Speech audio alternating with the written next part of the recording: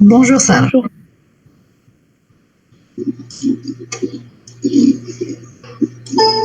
C'est bien. Bonjour tout le monde. Bonjour madame. Bonjour Ada. Donc je t'en ai Ada. زعما رقت madame, même pas. Ah, c'est pire alors. Ok. Bon, il est 9h, donc on va commencer le cours. Bonjour Hicham. Donc, il s'agit du module d'optoélectronique. Je vous en ai déjà parlé plusieurs fois le premier semestre en pensant que c'est quelqu'un d'autre qui allait l'assurer. Mais bon, on va continuer ensemble si ça ne vous dérange pas. Donc, l'optoélectronique, ça concerne les dispositifs qu'on avait déjà vus, à savoir les émetteurs et les récepteurs. Donc, on va les détailler un peu plus, bien entendu, et on verra également la fibre optique. Pour l'instant, c'est l'un des meilleurs moyens pour relier un émetteur vers un récepteur. D'accord ? Bon, ce que j'avais pour habitude de faire, c'est d'expliquer un peu les travaux pratiques. Pourquoi ? Parce que le module capteur, vous avez 2 TP sur 3. Il me semble que vous en avez 3. D'habitude, on faisait 4, mais je pense que cette année, vu les circonstances, vous en ferez que 3. J'ai refusé. Bon, qu'est-ce que je disais ? Oui, vous avez les 2 TP sur les 3 concernent des composants optoélectroniques. Donc, comme je travaillais avec M. Ababour en parallèle, donc je me chargeais d'expliquer en gros ce qui se fait en travaux pratiques pour que les gens, une fois qu'ils commencent, ils يلقاو وحدهم. Parce que في الcours معاه ما تبداوش directement sur les applications. D'accord ? فهمتوني؟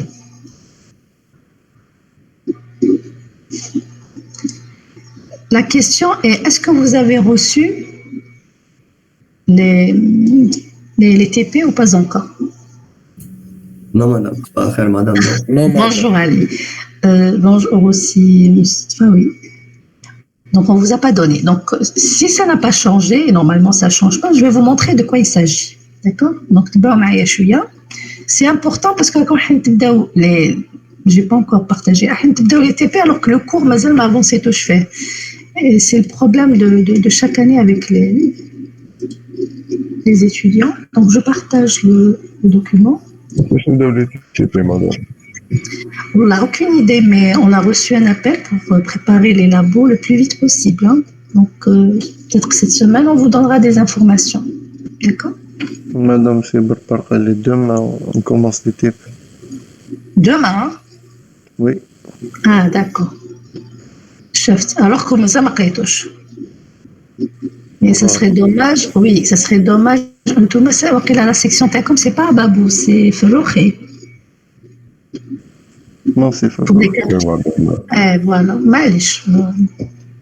Ferroché, c'est un collègue, donc c'est juste pour donner un coup de main pour que vous puissiez démarrer bien vos TP. Donc, pour expliquer, le premier TP concerne les mesures de niveau. Vous avez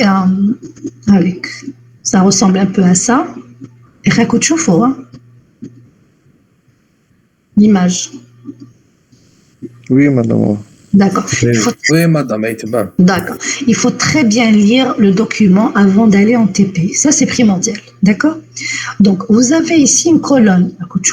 C'est une colonne cubique. D'accord ? Vous avez une vanne ici et une deuxième vanne là. La première vanne va vous permettre de remplir votre colonne avec de l'eau. La seconde ici, elle va vous permettre de la purger, de la vider. Le bac est donc d'accord. Les capteurs, normalement, il y a 2 capteurs. Vous avez un capteur ici, un capteur le niveau, voilà. Donc vous avez un capteur de débit, pour l'instant. Vous avez un capteur de niveau. Ok ? Le capteur de niveau est relié à cette maquette G30A. Ok ? La G30B, ce n'est autre que l'alimentation. Donc, le secteur, vous allez alimenter toute cette alimentation Après, vous avez ici des petites valeurs. Par exemple, comme des 5 volts, des 10 volts, des 12 volts. Vous allez tous les brancher vers la maquette. Vous allez me dire pourquoi il y a autant de tension. 5 ou 10 ou 12, etc. Parce que sur la maquette, vous avez des amplis opérationnels qui fonctionnent à 12. Vous avez des afficheurs ou des afficheurs, c'est ça, des afficheurs à LED, etc. qui fonctionnent à 5. Donc, il faudrait faire fonctionner tout cela. Donc, vous prenez des câbles et vous reliez tout ça. OK? Là, normalement, comme un interrupteur qui va vous permettre d'actionner un moteur. Le moteur Jayena sur le côté, d'accord, qui va vous permettre de faire monter l'eau pour remplir votre colonne. La présentation déjà, est-ce que toi, sinon si vous avez des questions, allez-y.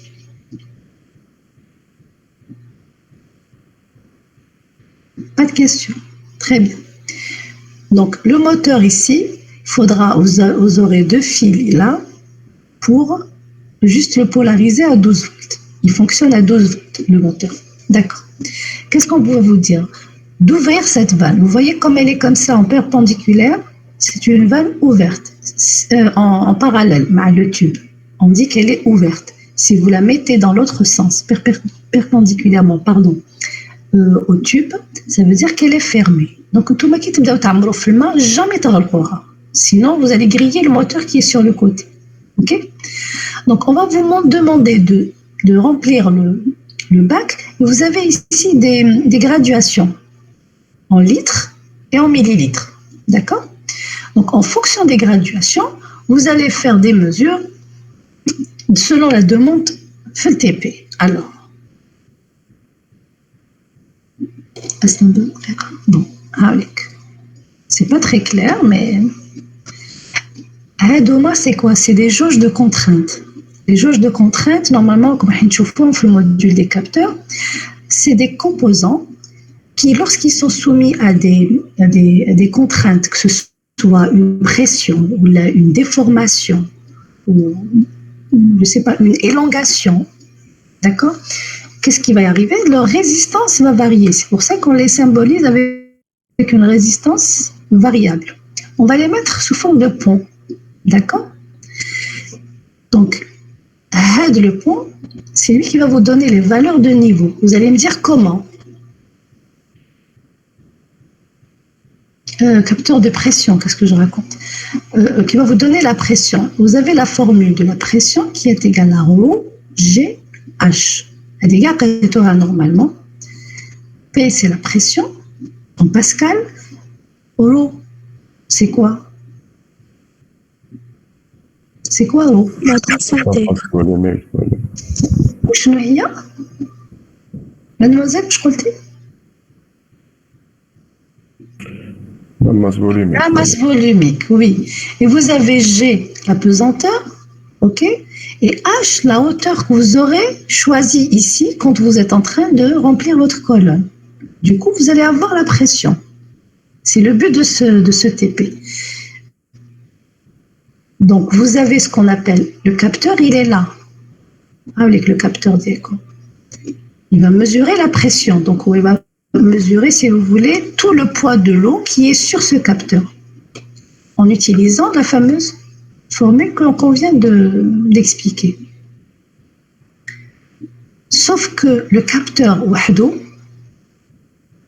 il ne suffit pas. Il faudrait qu'il y ait ce qu'on appelle des étages de conditionnement. D'accord? Donc, vous avez plusieurs étages qui vont conditionner votre signal. C'est quoi un conditionnement? Vous avez des capteurs qui vont vous donner, bien entendu, des signaux très faibles. D'accord? Par exemple, elle va vous donner des variations de résistance. Et ça, on ne peut pas, avec ça, faire afficher la valeur sur l'afficheur numérique. Donc, il faudra transformer ce signal. D'abord, l'amplifier, et puis transformer ce qui était en courant ou en résistance à une tension. C'est pour ça qu'on va passer par plusieurs étages qui permettront donc d'améliorer le signal. Voilà, ça, c'est pour le capteur analogique, capteur de niveau. D'accord? Donc, par exemple, là, on va vous demander d'alimenter le module. Donc, ça veut dire que vous mettez tous les fils pour les alimentations. Vous avez des voltmètres pour mesurer des tensions à la sortie de votre conditionneur. D'accord? On vous demande de remplir votre colonne de plexiglas à 400 mm. Après, vous pouvez changer à chaque fois le niveau, tous les 50 mm, vous relevez des valeurs de tension. Et vous faites donc une courbe caractéristique de V du volume en fonction de H. Le volume sera donné, bien entendu. OK? Voilà, donc en gros, le plus simple, c'est le TP1, c'est-à-dire vous directement, on va vous donner des feuilles de réponse, donc vous suivez surtout ce qu'on vous dit, les feuilles de réponse.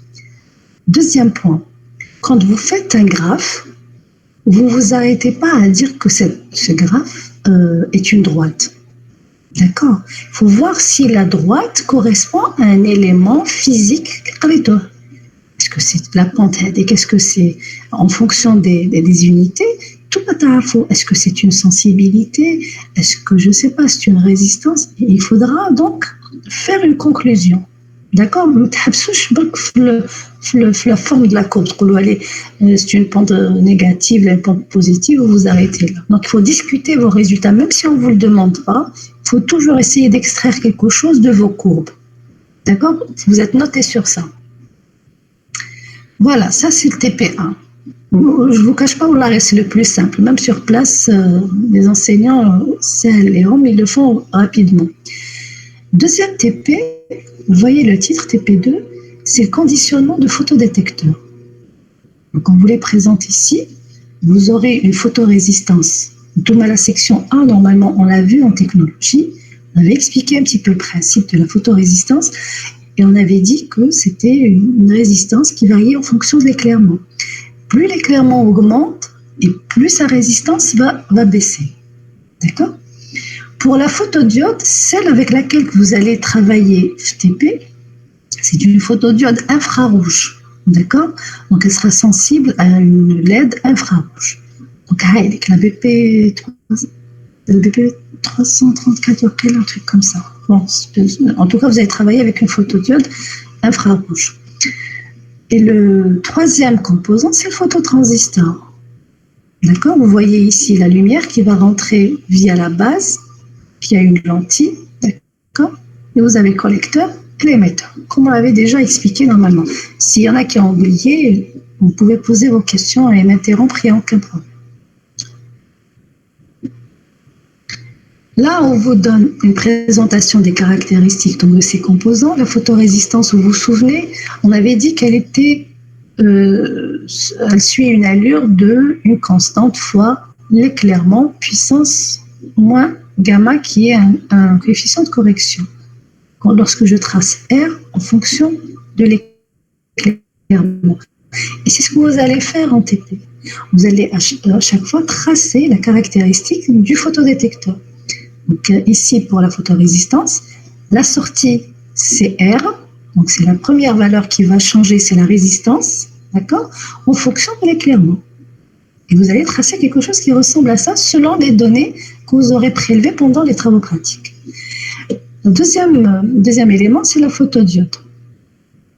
Là, on est en inverse, d'accord? Donc c'est moins IR. Donc il faut imaginer plutôt la caractéristique inverse où le courant va dans l'autre sens, d'accord? Par rapport à l'éclairement. Donc la même chose, vous voyez. Et pour le phototransistor, lorsque vous tracez IC en fonction de l'éclairement, parce que c'est le courant IC qui va varier au final, d'accord, en sortie, vous allez voir que c'est une droite. C'est une pente. Vous allez me dire, oui, c'est juste une pente droite, mais c'est là où je vous demande, par exemple, de voir quelle est la définition de cette pente. Si vous regardez, c'est mesurant, à savoir l'éclairement, et vous avez aussi un rapport avec quoi? Avec la sortie. Le premier élément qui change, c'est le courant. Donc là, on a affaire à une sensibilité. Donc la pente ici ne représente d'autre que la sensibilité de ce capteur. D'accord? Est-ce que vous avez des questions?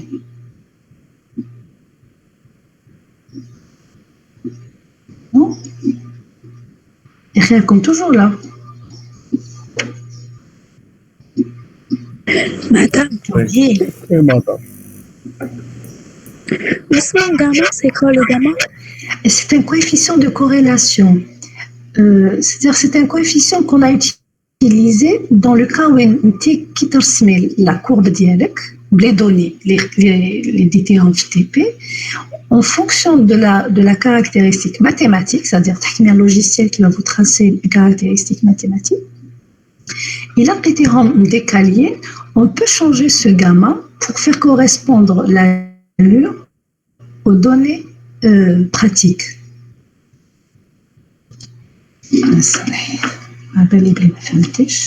Supposons, on a intéressé au TP. D'accord, on a prélevé ce point, après celui-là, après celui-là, après celui-là, et ainsi de suite. D'accord, voilà les points qu'on avait prélevés en TP. Donc, si je voulais suivre l'allure avec, je dirais que la courbe ressemblera à peu près à ça. Il faut essayer de passer à travers un maximum de points tout en étant pas loin de celles qui ne correspondent pas à la courbe. D'accord, je veux dire les deux points. La formule comme il dit que non, elle ne ressemble pas à quelque chose comme, c'est-à-dire R, normalement, est égal à une constante A, il faut aller clairement, tout court. D'accord? Si vous voyez que ça ne correspond pas, à chaque fois le logiciel vous demande d'arranger, il va vous donner une certaine corrélation avec vos données mathématiques. D'accord?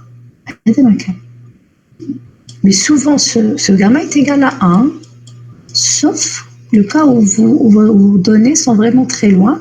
Vous allez essayer de tirer la courbe en jaune vers les données dialectes, si jamais les données sont là plutôt.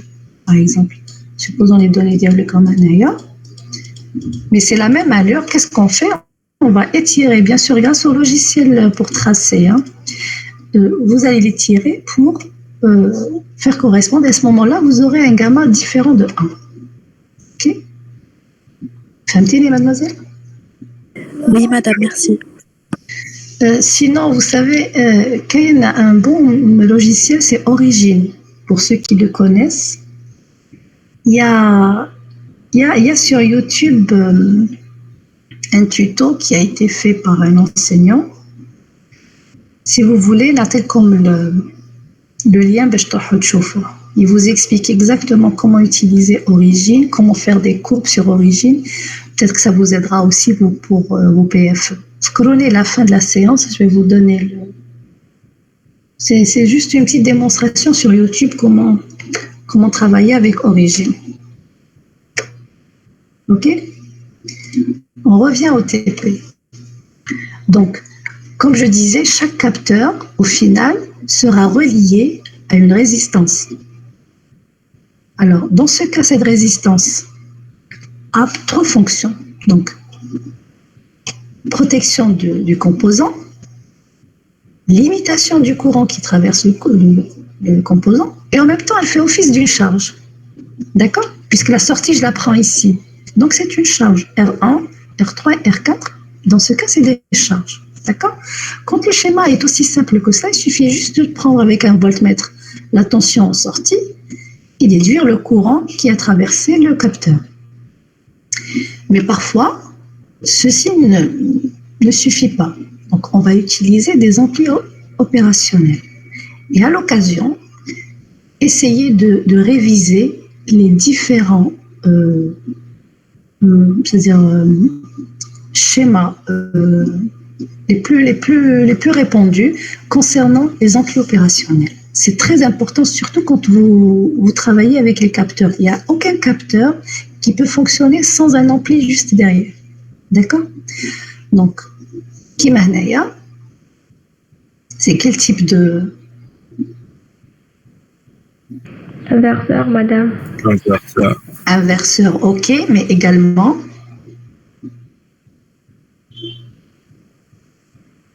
Suiveur Tani, parce que RR, madame. Je crois que c'est R', hein? R' ici. C'est pas les mêmes R.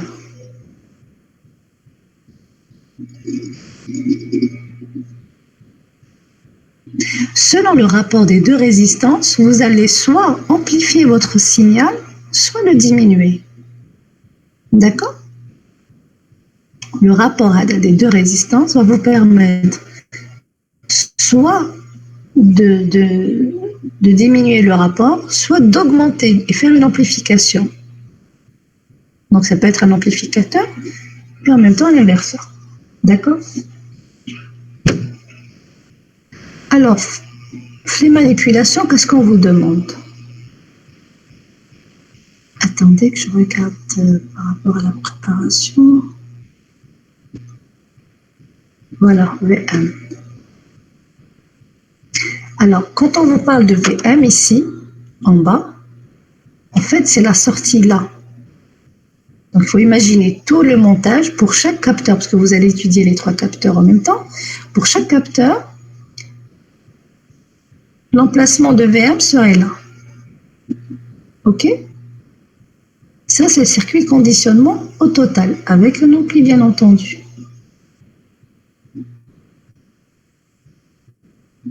Alors, je reviens.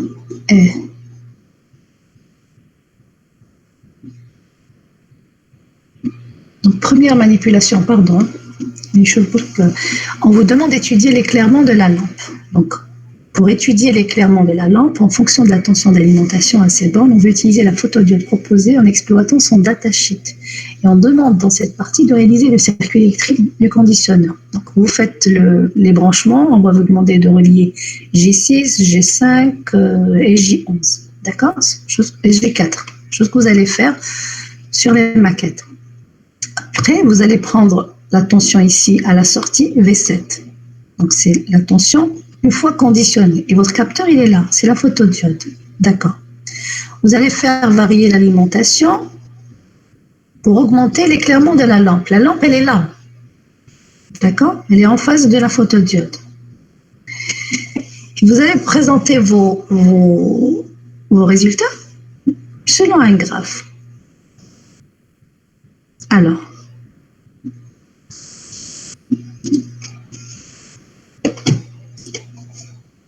vous avez votre capteur ici, d'accord? Il ne faut pas oublier que la photodiode doit être polarisée en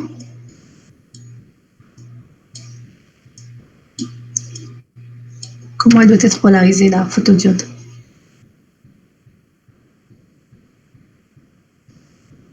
Il y a quelqu'un? Alors, qu'est-ce qu'on polarise la photodiode? L'inverse. En inverse, c'est ça. Oui. Réveillez-vous. Elle va être en inverse.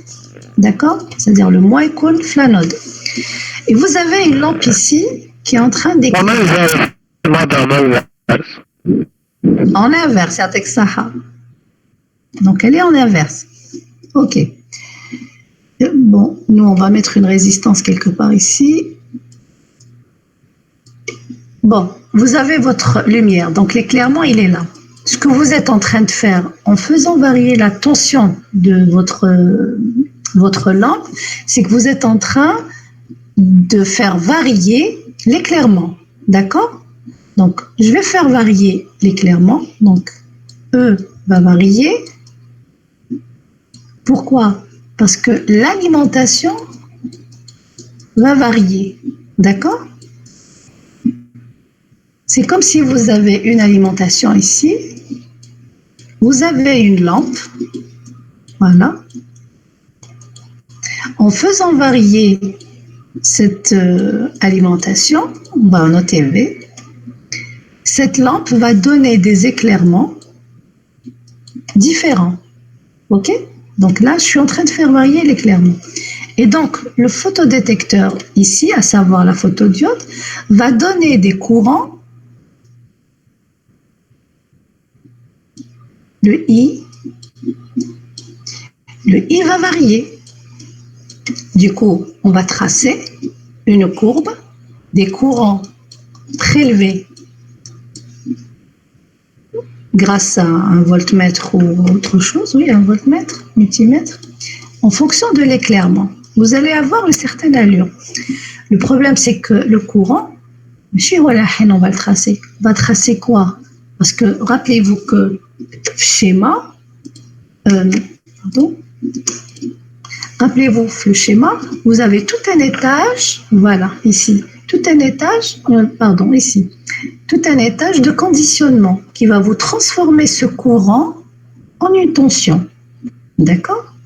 Donc, le courant à la photodiode va passer ici à l'entrée. Donc, c'est en fait un AV+, c'est quoi? C'est R3 fois le courant de la photodiode, puisqu'à l'entrée de l'amplificateur, le courant est nul.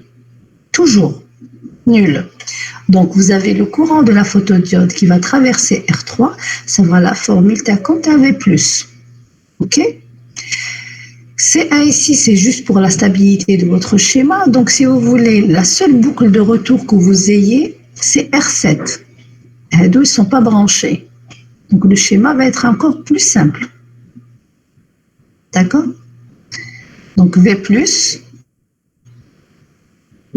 ma V-, vous aurez une tension donc à prélever V7. C'est ça que vous aurez en fait. Donc, quand vous allez tracer tout, vous allez tracer I. Vous allez tracer la sortie V7, quelle que soit l'allure. Hein. On va vous demander à partir de V7 de retrouver le courant I. Et dans ce cas, vous allez revenir au schéma ici électrique, parce que vous aurez déjà fait la relation V7 en fonction ici de la tension V+, qui est R3 fois I. Et c'est ce I qu'on cherche. Là.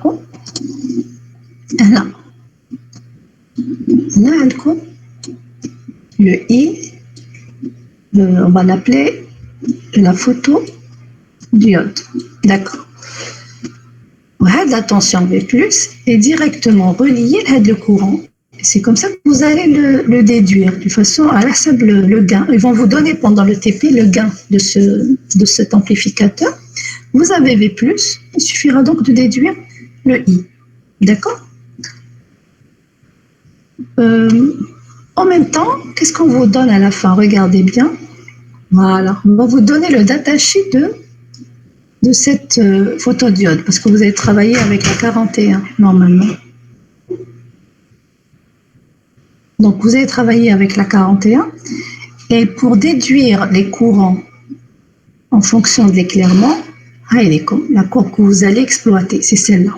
Regardez bien, pour chaque éclairement, alors qu'il fait l'éclairement, on a comme 0,01, ok? Et là vous avez 0,1.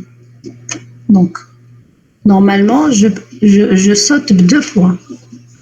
Mais là, je vais dire que c'est 0,02. Après, c'est 0,04, 0,06, 0,08. Et là, 0,1. Est-ce que vous fahmtوني?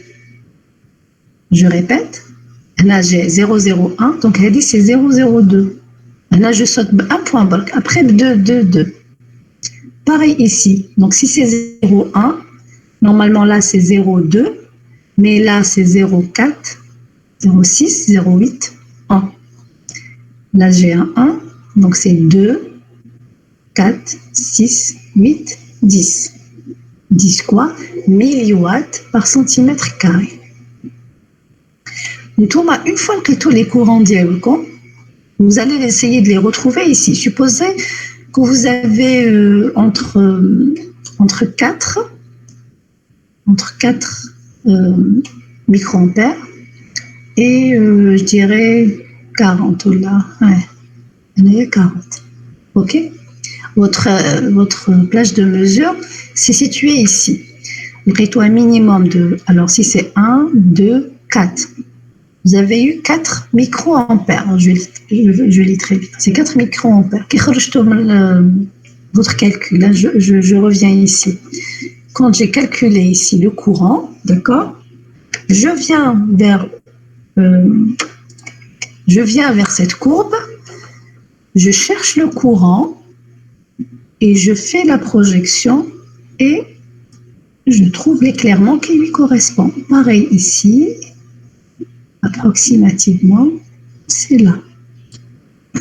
Pourquoi? Parce que vous n'avez pas un luxmètre. Dans le TP, comme un appareil qui va vous permettre de mesurer l'éclairement. La seule façon est d'utiliser le datasheet, c'est la photodiode. La photodiode a comme un courant à chaque fois qui correspond à des éclairements de la lampe qui est en face d'elle, différents. Donc à chaque fois, vous avez des courants différents pour des éclairements différents. Vous allez les mettre dans un tableau. Avec une je mets un tableau. Normalement, il y a comme les feuilles de réponse. Donc, normalement, tous les V7 que vous avez mesurés directement, V7 au bain, d'accord? Vous faites une mesure directe. Vous les mettez pour chaque valeur de l'éclairement de la lampe. La lampe au chanindère. La tension d'ILH. Supposons à 1 volt. OK? Après, je ne sais pas, 5 volts. Bon, j'ai oublié les recommandations, mais vous allez avoir jusqu'à, je crois, 24 volts, quelque chose comme ça. Ça. Pour chaque tension, vous allez prélever la tension à la sortie du conditionneur, c'est-à-dire tout l'étage V7, après l'amplificateur, etc. Vous allez avoir des tensions ici différentes. Je ne sais pas, 0,3 ou 0,6, quelque chose comme ça. Mais de sorte à ce que ce soit quand même assez logique. C'est-à-dire, plus la tension augmente, l'éclairement donc va augmenter, et bien entendu, la sortie de votre conditionneur va augmenter également. Après, vous allez déduire le courant. Ce qui m'intéresse, c'est le courant. Le courant, vous allez le déduire mathématiquement ici. C'est-à-dire, vous allez faire un calcul. Comment vous allez faire ce calcul? Grâce au gain de l'amplificateur, d'accord? Je reviens le schéma, là. On va vous donner le gain de l'amplificateur et vous avez l'entrée, c'est R3I. Ou V7, vous avez mesuré pour chaque valeur. Donc, pour chaque valeur, vous allez remplacer V7 la formule et vous allez déduire le courant. Normalement, c'est simple. Mais ma femme, je n'ai de l'eau. Pour chaque courant, vous allez déduire l'éclairement et vous allez vous dire, tiens, pour cette valeur-là, en fait, j'avais un éclairement de tant de milliwatts par centimètre carré. Et vous finirez donc votre tableau en mesurant donc les éclairs, en déduisant. Là, c'est une déduction. Une déduction. Madame, معليش تعاودينا كيفاش نحسبوا le courant. Le courant, oui. Parce que j'ai pas les valeurs numériques. C'est pour ça que comme elle est juste en gros. Regardez, on est le transistor, voilà. Là, la photodiode, elle va vous donner un courant qui correspond à l'éclairement qu'elle a reçu. D'accord? Oui, madame. Là, J5, c'est raccordé. On va vous demander de le raccorder. Ça veut dire que tout le courant de la photodiode va passer à travers R3. D'accord? Donc, où le courant, l'amplificateur est toujours nul. Ça, c'est la règle des amplis. On va considérer que c'est des amplis parfaits. OK? Donc, V+, c'est V+. Où l'amplificateur TAC a un gain. OK? V7, c'est ce que vous auriez mesuré avec un voltmètre. Donc, la règle V7 est égale à quoi? À I, le courant de la photodiode, fois R3, n'est-ce pas? Fois le gain. Le gain, normalement, tu le مكتوب في الtableau في اللابو. كي تدخلوا تلقاوهم كامل les gains pour chaque capteur, le gain de son amplificateur. D'accord? D'ailleurs, pour chaque valeur de l'alimentation, mesurer la tension de sortie V7 et en déduire, connaissant le gain de l'amplificateur, la valeur du photocourant IPH, puis celle de l'éclairement. Donc, vous allez déduire l'éclairement en utilisant le datasheet. Est-ce que j'ai répondu à votre question, mademoiselle? Oui, madame, merci. Je vous en Madame, V-moi nul. Naam. V-moi nul. Il n'est pas nul. Le problème, c'est que vous avez ici, regardez, vous avez une tension variable, d'accord? Donc réglable. Mais تكون صغيرة. Ou R7 هنا تشوفوا les valeurs تاعها صغيرة. D'accord? Donc ce qui va prendre le dessus, c'est V+. Parce que c'est quoi la règle? C'est V+, moins V-. Mais vu les valeurs, etc., on peut ignorer, si vous voulez, la partie V-. D'accord? Il y a le canon, la sortie est égale à V+, moins V-, le tout fois le gain. Et là, comme il y a plusieurs paramètres, et je ne pense pas que vous ayez toutes les valeurs, on va considérer que cette partie-là est très faible. D'accord? Oui, madame, merci. Je vous en prie. Alors, où est-ce qu'on était? Donc, vous allez voir, vous avez rempli le tableau, et c'est à peu près ce type de tableau, bien sûr, plus joli que ça, qui vous sera proposé sur la feuille de réponse. Donc, il faut se rappeler que le I, n'essayez pas de... Parce que c'est là où les étudiants, souvent sur le TP, se méprennent. Ils cherchent à trouver le I, alors qu'il faut le calculer directement de la formule dont je viens de parler suite à la question de votre camarade. Et pour l'éclairement, c'est une déduction du datasheet que vous allez faire. D'accord? Alors, les datasheets cette année, enfin ce semestre-là, il faudrait que vous soyez vraiment très fort, fait. D'accord? Il faudrait, si tu fais le datasheet, tu me les valeurs.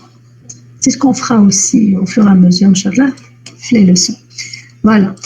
Donc, c'est une déduction, comme je viens de l'expliquer, directe du datasheet. Ça veut dire que je viens ici, toutes les valeurs de courant que j'ai trouvées, je vais essayer de les repérer sur l'axe des ordonnées et en faisant des projections, je retrouve l'éclairement. Donc, qu'est-ce que je viens de faire?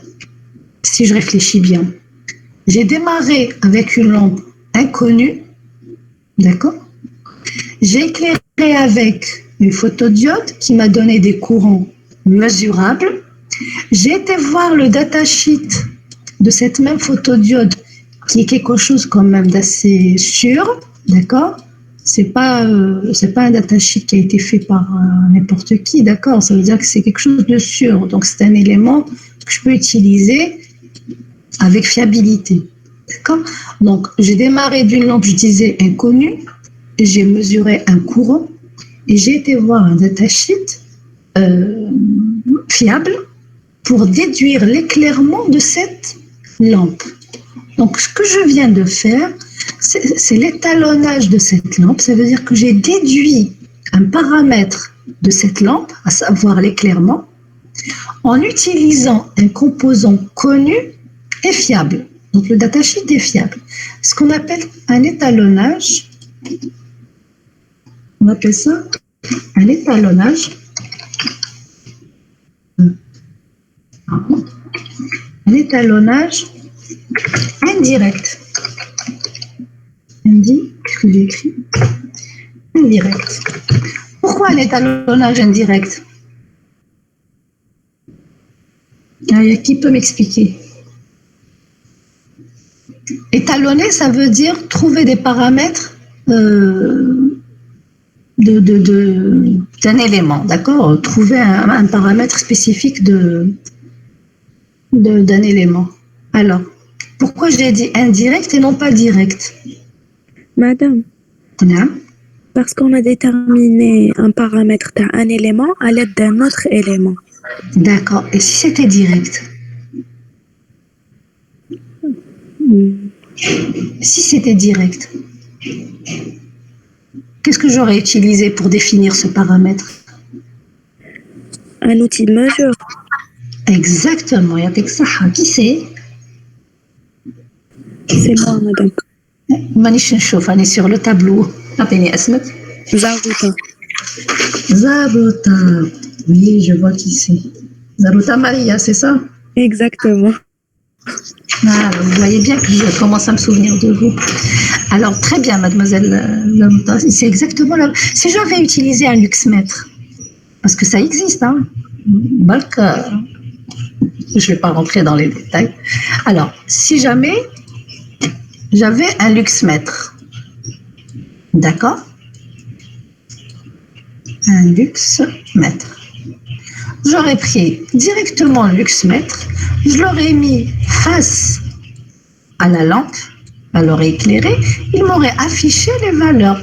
Par exemple, 5 millilux. Tout simplement.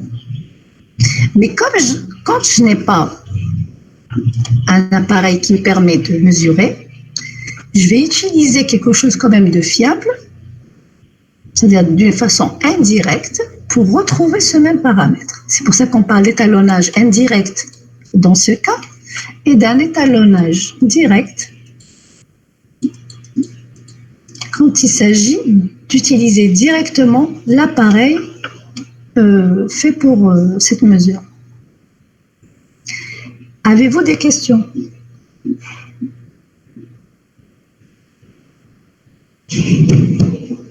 Pas de questions?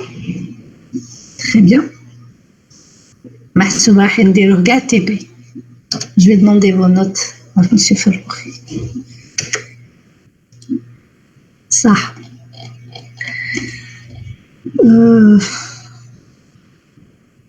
Après, qu'est-ce que vous allez faire?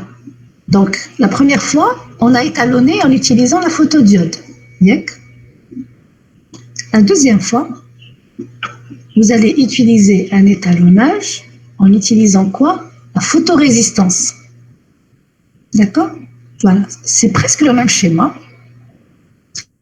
Vous avez la photorésistance qui sera reliée à une résistance qui sera reliée à l'entrée V+, avec, bien entendu, le gain ici de votre amplificateur. Ou un compte V7.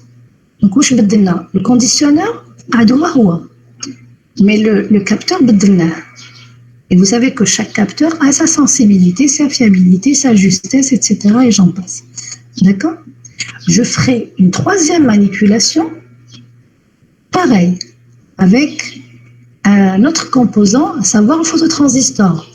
Kif kif, le courant délivré par le phototransistor va traverser une résistance, cette fois-ci R4. Donc j'aurai ici V+, d'accord, qui sera égal à R4 fois le courant IE du phototransistor, et là, bien entendu, R1 fois le courant qui traverse la photorésistance. D'accord? Et dans les deux cas, je vais refaire la même qu'est-ce que j'allais dire? La même opération. D'accord? Kif kif. Il suffit juste de suivre les. Mais là, si je regarde bien, Martaounish, les autres paramètres, regardez. J'ai pas le datasheet à la photorésistance, ni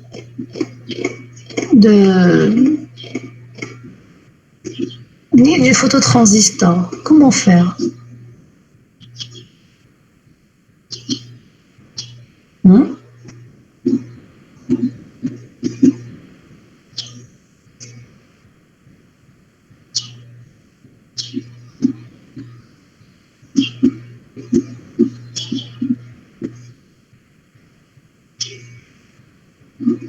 Alors,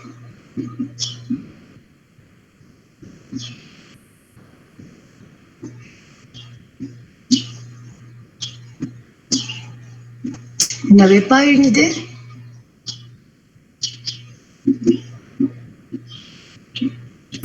Non, madame. Ok. Regardez bien ce qu'on vous dit, par exemple, que ce soit ici ou là. On vous demande de déduire de ce qui précède, connaissant le gain de l'amplificateur, l'évolution du courant de l'émetteur en fonction de l'éclairement EC. En fonction de l'éclairement EC, je dois trouver l'évolution de ce courant en fonction de l'éclairement EC. Qu'est-ce qu'on a fait la première fois? On a déduit cet éclairement. Aide la première manipulation. Elle m'a permis, grâce au datasheet de la photodiode, de faire l'étalonnage de la lampe et de me dire que, voilà, pour chaque tension d'alimentation de la lampe, correspond, par exemple, en supposant ici un des 0,5, on a 1, 2, moi je sais pas, 10 milliwatts par centimètre carré. D'accord? Je peux effacer tout ça. D'accord? نحكم برك هاد la partie du tableau مع هادية. واش راح يقولوا لي؟ بلي l'alimentation de la lampe, quand je vais l'alimenter à 1 volt, ça correspond à combien? En fait, elle est atteinte 0,5 milliwatts, l'éclairement ديالها. Ou 15 l'alimentation à 5 volts, elle va me donner 1 milliwatt par centimètre carré d'éclairement. Et ainsi de suite. Donc là, j'ai étalonné déjà ma lampe. Je sais que pour chaque alimentation, chaque valeur de l'alimentation de la lampe, en fait, elle correspond à un certain éclairement. Donc, je peux le prendre comme étant une donnée fixe. Elle est fiable, cette donnée. C'est certes, elle est d'une façon indirecte, mais elle est fiable. J'ai utilisé tout ce qui était fiable. Je n'ai pas utilisé quelque chose d'inconnu. Est-ce que vous faites? Donc, quand je vais revenir l'étude l'étalonnage du phototransistor et de la photorésistance, le tableau correspondant à la tension d'alimentation de la lampe, je vais la tracer de la lampe, en fonction de l'éclairement, ce sera quelque chose de fiable. Ça veut dire ici que voilà, on a alimenté la lampe à 2 volts. On va direct le tableau précédent, je trouve 2 volts correspond à combien d'éclairement? Et je vais le noter faire le tableau. Tu as la phototransistor ou là tu as la photorésistance. Est-ce que c'est clair? En fait, l'étude ici, c'est juste voir le comportement des deux capteurs. Est-ce que vous fahmtou ou la تحبوا نعاود? Le silence est trop pesant.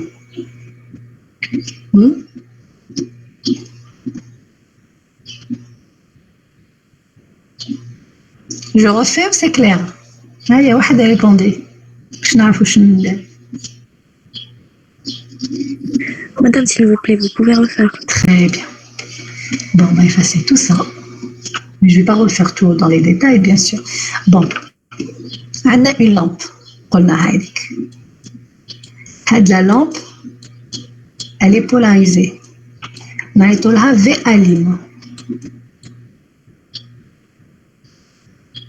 Très bien. D'accord? Elle est menée à être changée. Elle va aller de 0 jusqu'à 12 ou la 24 volts. On peut aller jusqu'à 24 volts, il n'y a aucun souci. Voilà. Mais le problème, comme c'est une lampe je crois que c'est une lampe, l'équivalent de ce qu'on utilise dans le 12 volts, je crois. Si je ne me trompe pas, c'est une lampe, celle qu'on utilise les phares des voitures, mais chez à LED, les voitures anciennes, enfin, normales. Les lampes à 12 volts, les phares, d'accord? C'est ce que vous allez utiliser. Bon, on sait qu'elle peut atteindre jusqu'à 12 volts. Sauf il a besoin de 24 volts. Vous suivez les recommandations de la feuille de réponse, quelle que soit la limite. Le moyen, comme la tension de 0 jusqu'à une valeur bien fixe. Donc le tableau d'Yelcom, il va les valeurs de 0 jusqu'à je ne sais combien. Supposons que c'est 12 volts. 12 volts. Ça c'est V de l'alimentation. L'éclairement. La lampe, je l'ai acheté dans un magasin, comment on appelle ça? Quincaillerie. Je l'ai prise. Est-ce que je connais l'éclairement qu'elle donne? Non. Parce qu'elle vient toute seule. Il n'y a pas un datasheet qui va accompagner les lampes qu'on utilise au quotidien. Donc, je ne connais pas cet éclairement. Et c'est la question de départ. Quel est l'éclairement? Donc, qu'est-ce que je vais utiliser? Je vais utiliser une photodiode. Pourquoi? Parce qu'on a la photodiode, c'est quelque chose de fiable, etc. Donc, elle a une bonne sensibilité, une fiabilité, ainsi de suite. Donc, ceci va me permettre, donc, via l'étage conditionneur, donc je vais mettre juste l'étage ici, conditionnement, je vais me retrouver avec une tension qu'on a notée FLETP V7. C'est la sortie. C'est une tension qui est proportionnelle, d'accord, qui est proportionnelle, donc, voilà, qui est proportionnelle à quoi? Au courant de la photodiode. D'accord? Donc, la tension, je vais la déduire, on avait expliqué, on va la déduire par calcul à partir du gain de votre ampli et de la boucle que représente votre étage de conditionnement. D'accord. Donc, je vais déduire le courant.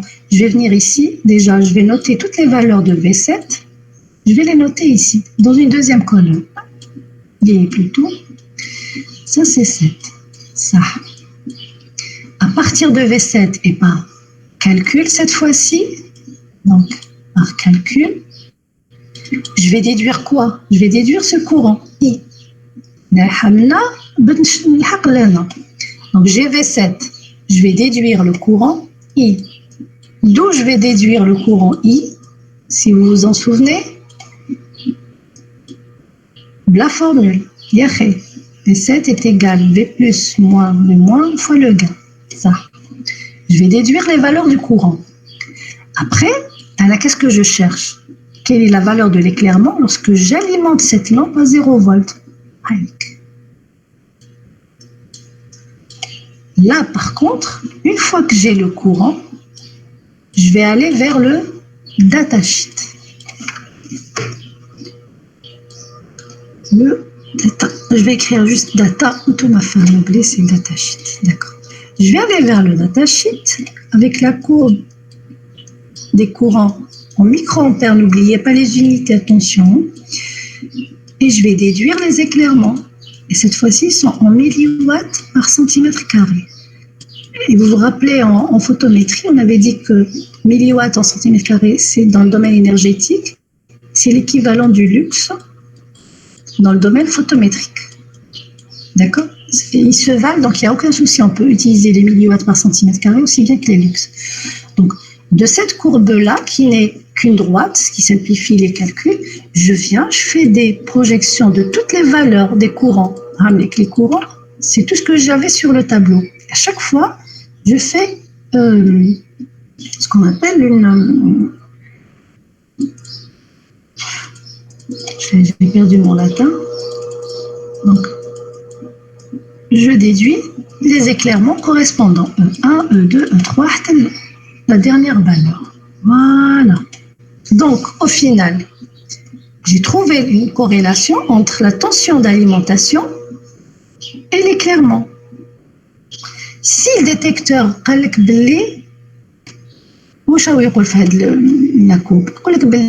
si j'ai un courant de temps, par exemple de 1 microampère, ça veut dire que j'ai reçu un éclairement de temps. On ne va pas vous donner ce 1 microampère si ce n'était pas un éclairement de temps bien fixe. D'accord? Supposons c'est E3. D'accord? Donc là, qu'est-ce que je me dis? Je me dis, si le détecteur m'a donné 1 micro, donc automatiquement, c'est parce qu'il a reçu un éclairement d'une valeur de E3. Donc, par exemple, je vais venir, je vais écrire ici, c'est 1 micro, ça veut dire qu'il a reçu E3. E3, c'est la lampe. Donc, la lampe a été un éclairement de temps pour une polarisation, par exemple, de 2 volts à 2 volts. Et du coup, je peux tracer une courbe d'étalonnage de cette lampe de, par exemple, soit l'éclairement en fonction de la tension, soit la tension en fonction de l'éclairement. Vous voyez bien la question, qu'est-ce qu'on vous dit? Supposons que c'est en fonction, parce que ce qui varie, c'est en fait la tension, d'accord, en volts, et là, l'éclairement en milliwatts par centimètre carré. Et là, je peux très bien, tracer la courbe, cette fois-ci d'étalonnage de la lampe, alors qu'elle n'avait pas son datasheet. Là, maintenant, elle a son propre datasheet. D'accord? Mademoiselle qui a posé la question, c'est clair? Oui, madame. Très bien. On va y aller. Après, la donnée, l'écritoire, il faut la prendre comme argent comptant pour la suite de votre manipulation, que ce soit pour la partie photorésistance ou la partie phototransistor. D'accord? Ça veut dire que clairement, vous allez juste calculer à chaque fois. Après, vous le prenez comme étant une donnée fixe, le TP, et vous allez travailler avec pour la suite, à savoir pour l'étude de la photorésistance et l'étude du phototransistor. Voilà, ça c'est le TP2. Hein. Pas de questions? Alors là, il faudra bien ouvrir vos oreilles, vos têtes, parce que le TP3, c'est la réponse en régime dynamique. Qu'est-ce que c'est qu'un régime dynamique? C'est un régime pulsé. Cette fois-ci, il est clairement ne se fait pas de façon continue.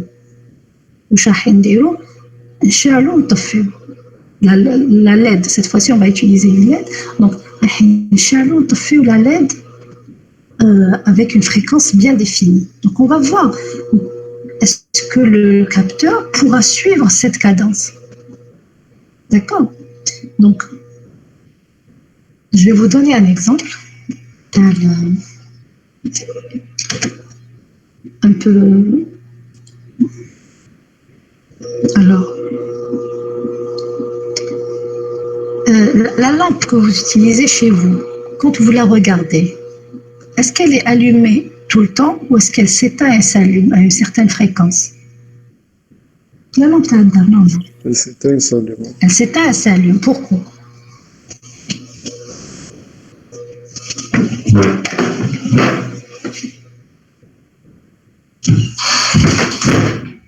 Alors pourquoi? Madame, on a un courant alternatif. Alternatif? Oui. De quelle fréquence?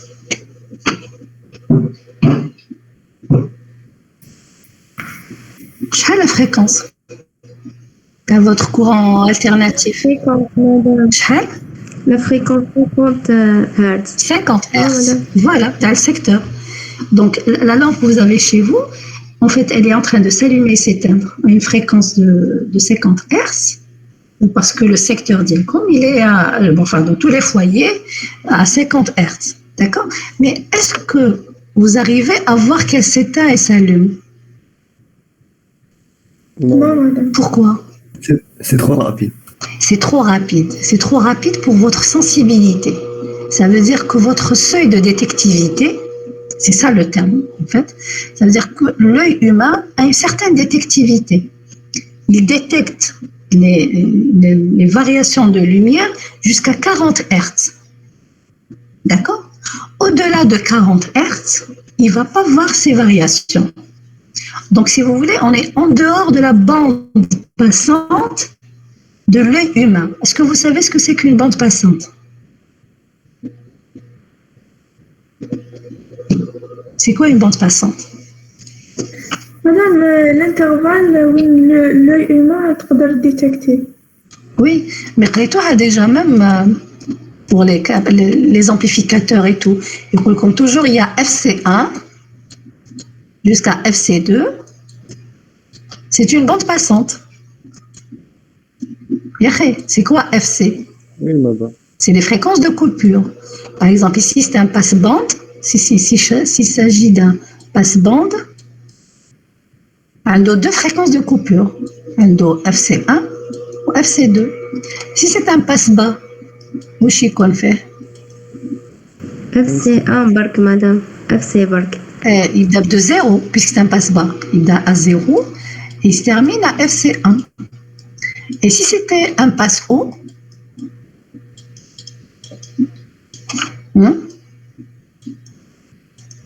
De FC à l'infini. voilà, dans un cas idéal, donc c'est FC1 à l'infini. Ça, c'est dans le cas idéal. Mais en fait, il y a toujours une limite. Sauf si votre appareil ne vous permet pas de voir ce zéro ou laisse cet infini. Vous vous arrêtez à la valeur de votre appareil. Ça.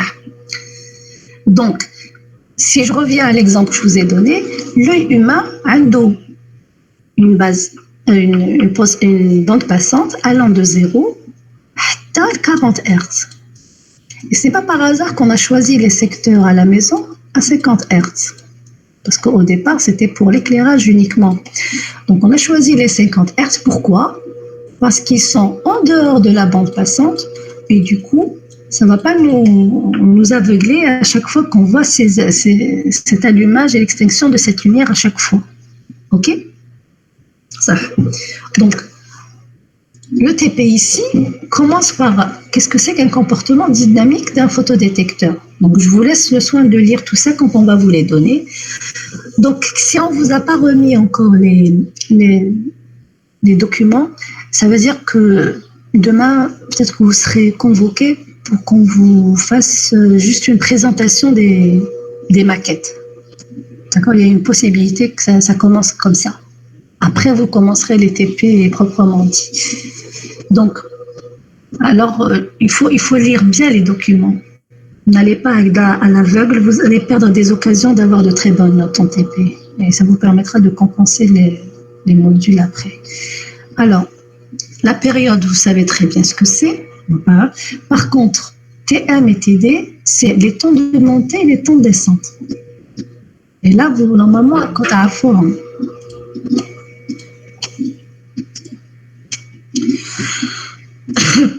D'accord?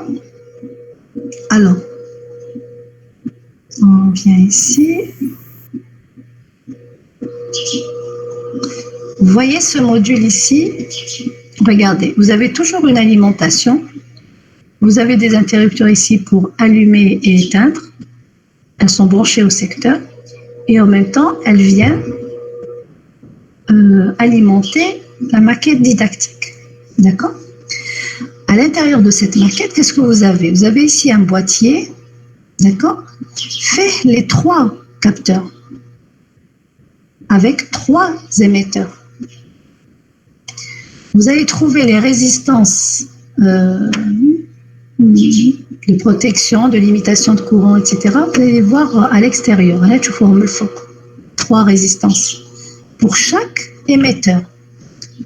Comme un émetteur visible pour la photorésistance, un émetteur infrarouge pour la photodiode et un émetteur visible pour le phototransistor. D'accord? Donc les deux mécanismes, ils sont ici sur le couvercle. Quand vous enlevez le couvercle, à l'intérieur, vous allez voir les 3 composants. Donc, la photorésistance, photodiode ou phototransistor. D'accord? Donc, il y a comme un dessin pour voir à peu près. Bien sûr, à la sortie du capteur, vous avez toujours un étage de conditionnement. D'ailleurs, le terme capteur, c'est-à-dire quand nous rentrons vraiment dans la terminologie, on l'appelle un transducteur. C'est-à-dire le capteur, comme on a l'habitude de l'appeler, on l'appelle un transducteur. Mais une fois qu'on lui a mis une électronique autour pour améliorer la qualité du signal, on dit de lui que c'est un capteur. D'accord? C'est-à-dire la photodiode, c'est un transducteur et le capteur, c'est tout ça. Mais ce jargon, on a pour habitude d'appeler tous ces composants des capteurs. D'accord? Au cas où. La manipulation dynamique. Alors, voilà. La fréquence, ok. Bon. Tout le monde va pour pas. Alors, qu'est-ce que je disais? Il y avait des résistances qui sont reliées à des émetteurs, cette fois-ci. D'accord? Avec. Et en face de l'émetteur, vous avez un capteur. L'OL, on suppose que c'est une photorésistance. Allez. Ok, un étage de conditionnement. Et quand vous allez mesurer à la sortie, vous allez trouver une tension V. D'accord? VS. C'est tout ce que je connais de la photorésistance. Ça. Pour avoir cet allumage et cette extinction de lumière selon une certaine période, on va vous demander d'utiliser un GBF. D'accord? C'est le TP3. Hein? GBF, on va utiliser ce qu'on appelle le mode pulsé. Vous allez avoir des pulsations de lumière. Donc, selon ce GBF, on va vous demander de régler les fréquences. Donc, selon la fréquence que vous aurez réglée sur le GBF, la lumière donc, va s'allumer, la LED elle va s'allumer et s'éteindre selon cette même fréquence. Donc, est-ce que la photorésistance, l'éclairement, ou la mèche, ça veut dire quoi? Comme le signal au niveau des LED. OK? Après, je viens ici pour étudier la sortie VS. Logiquement, lorsqu'elle est éclairée, parce que c'est ça, il y a un courant qui passe, donc la LED va s'allumer. Quel est le comportement dans ce cas à la photorésistance?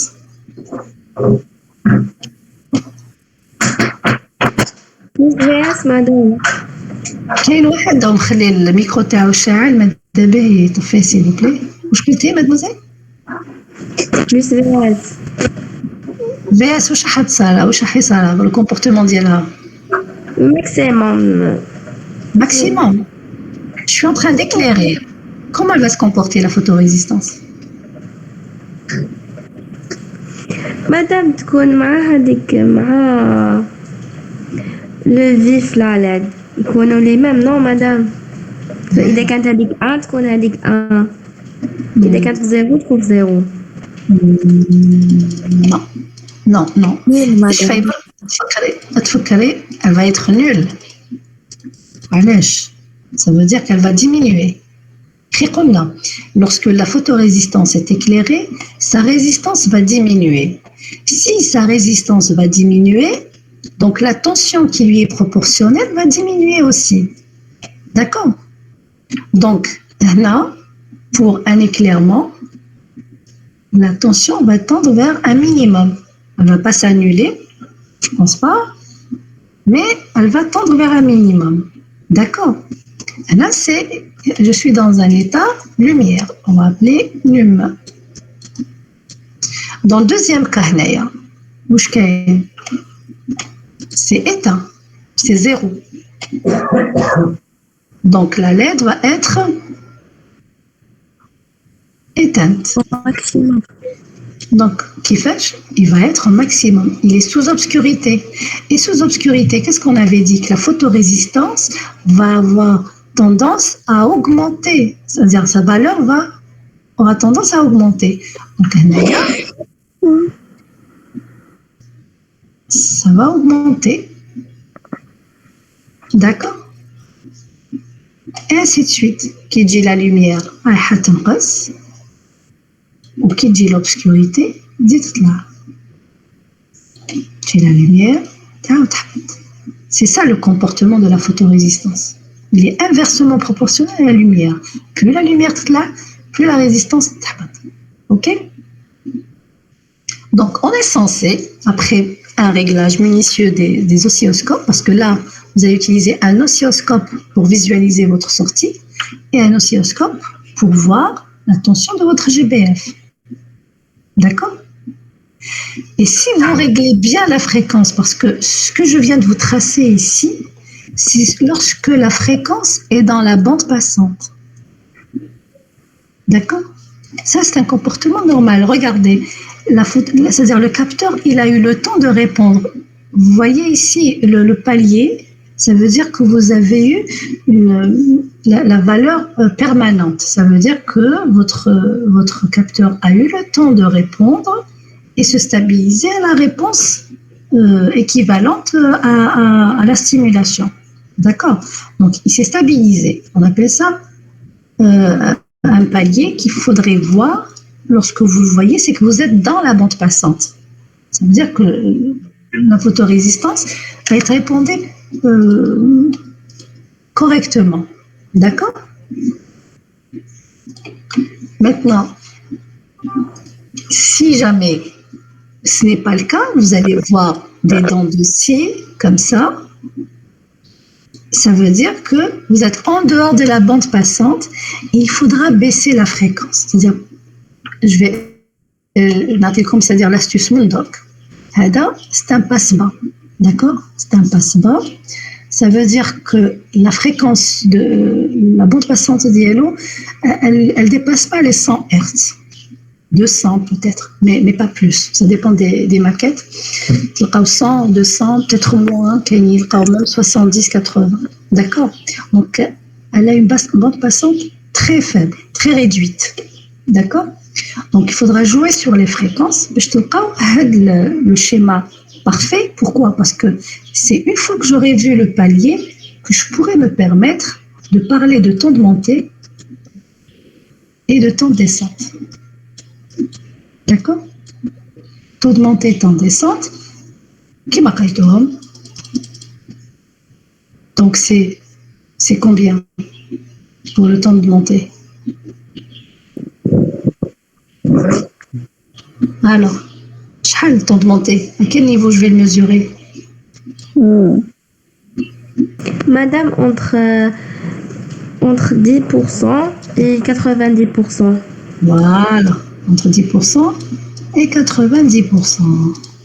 OK? Ça, c'est le temps de montée. Par rapport à quoi? Par rapport au maximum. Et le maximum, si vous n'avez pas vu ce palier, si j'avais un signal de ce genre, voilà le maximum d'Yelcom. Les pointes, c'est le maximum. Je ne sais pas, est-ce que est-ce que ou là, elle va stabiliser. D'accord? C'est pour ça que c'est important de voir ce palier. Tant que vous ne l'avez pas eu, vous ne pouvez pas mesurer le temps de montée et le temps de descente. Parce que c'est 10% et 90%, c'est par rapport à une valeur fixe et connue. Donc, il faudrait que tu connais sous forme d'un palier. Elle dit c'est important, il faut le savoir. Avez-vous des questions? Et c'est pareil pour tous les capteurs. Quand il y a des capteurs, il y a direct un signal carré. Un capteur qui a une bande passante très large et qui est très précis, qui est rapide, parce que plus le temps de montée est grand, plus le composant est lent. D'accord? Plus votre signal, si vous avez un signal de sortie sous la forme d'un carré parfait, au point de l'entrée ou la sortie, ça veut dire que votre capteur est rapide. D'accord? Donc, il a une réponse rapide. Il répond systématiquement. Dès qu'on passe de la lumière vers l'obscurité, sa valeur varie, qu'elle change. D'accord? Et plus vous voyez que ça prend du temps pour arriver à une certaine valeur, c'est en fait un signal carré et avec un retard. Voilà.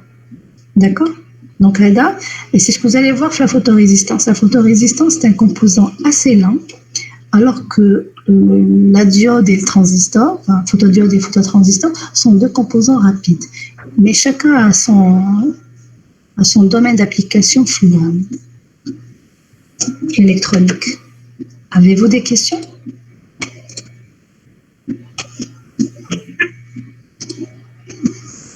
Y a-t-il des questions?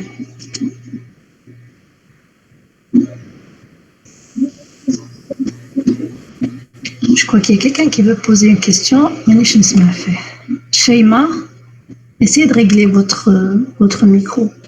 Je vous entends pas bien. Ou là, écrivez votre question.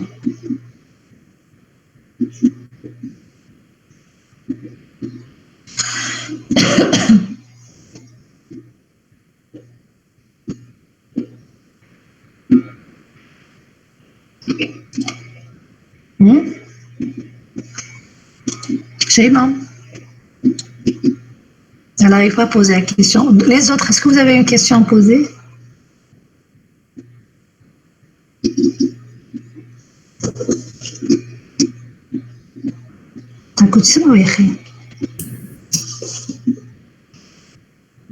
Oui, madame. Maria, d'accord. Oui, Vous n'avez pas de question. كل شيء مفهوم محسوب. فهمتوا كلش؟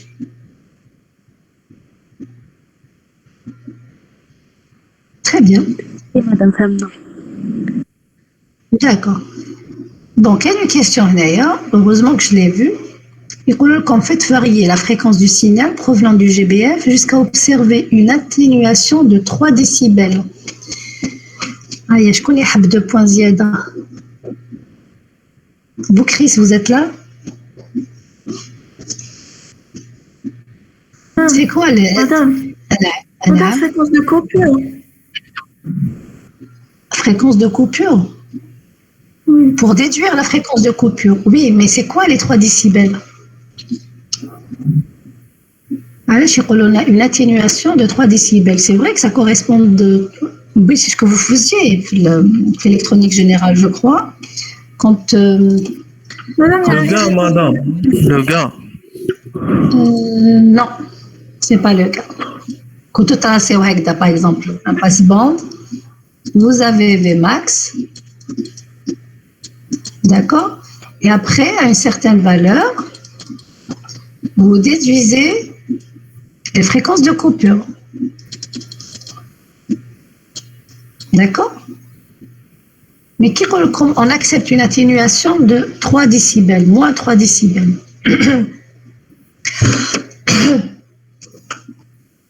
هنا واش كنتو ديروا باش تروحوا la fréquence de coupure Vmax واش كنتو ديروا لها ما نحكمش Vmax كامل je la projette. Qu'est-ce que je projetais? Uniquement Vmax sur racine de 2. comme ça, sur racine de 2. D'accord. Sur racine de 2, après, les points d'intersection avec cette valeur-là vont correspondre aux différentes fréquences de coupure, ou là, à une fréquence de coupure, ça dépend du type de la bande passante. Ça. Pourquoi on parle de décibels? Parce que en électronique, on parle également des valeurs en logarithmique. Ça veut dire qu'il y a des Vmax sur racine de 2, on a 20 log de Vmax, d'accord, moins 20 log de quoi? De racine de 2. Racine de 2. Voilà. Si vous calculez très bien avec une calculette, vous allez trouver que cette valeur-là est égale à 3. Moins 20 log racine de 2 est égal à 3 de... Voilà. Donc tout ça, c'est moins 3 décibels. Parce que quand on passe au logarithmique, on ne parle plus de tension, mais on parle de décibels. Elle dit 3 comme elle est, 20 log de Vmax, elle est comme moins 3 décibels, ça veut dire qu'on tolère, d'accord, qu'on peut tolérer une diminution de la valeur maximale jusqu'à 3 décibels, mais pas plus. Même les 3 décibels, il jette la racine de 2. D'accord? Donc on peut tolérer une atténuation. Parce que normalement, la fréquence de coupure, plutôt la bande passante, elle va de là jusque là. Mais si on peut tolérer une valeur plus faible, elle ne peut pas aller au-delà de moins 3 décibels. C'est pour ça que les questions souvent des TP, on va vous dire, faites varier la fréquence du signal, le GBF, jusqu'à observer une atténuation de 3 décibels. Ça veut dire que vous allez tomber sur la fréquence de coupure. Ou là, Thomas, bien sûr, vous n'allez pas lire les 3 décibels, ça veut dire une valeur, le signal d'Yelcom. Si votre signal, comme le vrai signal, un signal quelconque, d'accord? Si Vmax, vous allez changer la valeur du GBF, comme le même signal, mais avec un Vmax sur racine de 2. Il y a la valeur maximale dialo. تبدلوا الGBF حتى ينقص لكم le signal وتحبسوا. Vous allez voir votre GBF, pardon. GBF, il va vous écrire ici une valeur puisque c'est numérique. Alors ce numérique, s'il vous plaît, c'est l'erreur des étudiants, ils ont tendance à multiplier par les calibres, etc. Quand vous voyez qu'il y a un afficheur numérique, la lecture se fait systématiquement. S'il vous affiche 100, vous allez voir juste un voyant à côté. Est-ce que c'est des hertz ou là c'est le voyant kilohertz qui est allumé? Vous faites une lecture directe. Il n'y a pas de calibre et d'échelle pour les afficheurs numériques. Est-ce que vous voyez de quoi je parle? La lecture, vous la multipliez par le calibre et vous la divisez par l'échelle lorsqu'il s'agit des appareils à aiguille uniquement. Quand c'est des afficheurs numériques, vous avez toujours des voyants à côté où là, le calibre, par exemple, bon, pour le GBF, comme la lecture, elle se fait ici, ça c'est l'afficheur, comme, je sais pas, 2, 3, 5. Et là, vous avez deux petits voyants, واحد مكتوب فيه Hertz et l'autre kilohertz. Donc, vous lisez directement si le voyant à Hertz est allumé, donc il s'agit de 239 Hertz. S'il s'agit de ce voyant-là, donc c'est 239 kHz. D'accord? C'est tout. Donc, voilà, la valeur, la fréquence du GBF, comme le bouton qui fait varier la fréquence, vous faites varier jusqu'à ce qu'en sortie, vous avez moins 3 décibels. Ça veut dire par rapport à votre signal, lorsqu'il est au maximum, vous voyez la valeur maximale de votre signal. Elle ne dépasse pas, par exemple, 3 watts. D'accord? Vous faites varier la fréquence ici jusqu'à ce que vous allez avoir l'équivalent de 3 volts sur racine de 2. Avec une calculette et vous la mettez de côté dans votre tête. Dès que vous voyez que vous avez temps, vous vous arrêtez. Vous passez au GBF, vous allez lire la valeur, et bien c'est cette valeur-là qui est la fréquence de coupure. Puisque pour cette fréquence de coupure, j'ai Vmax sur racine de 2. D'accord?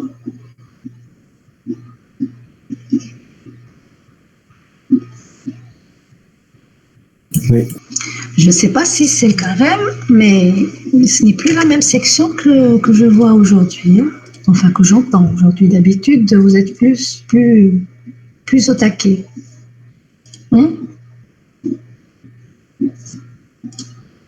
Est-ce que vous avez des questions? Pas de questions? Bon, je crois que ça suffit pour aujourd'hui. D'accord?